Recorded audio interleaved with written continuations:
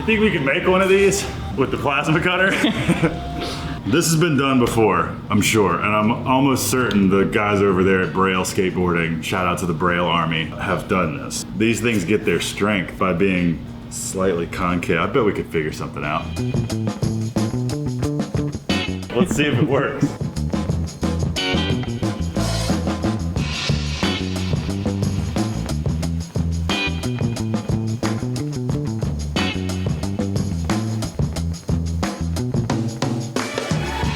That worked so well.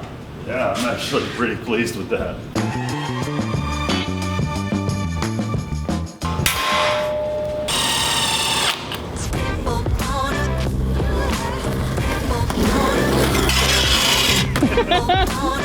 Dude, it sounds like a shovel hitting. Yeah, it does.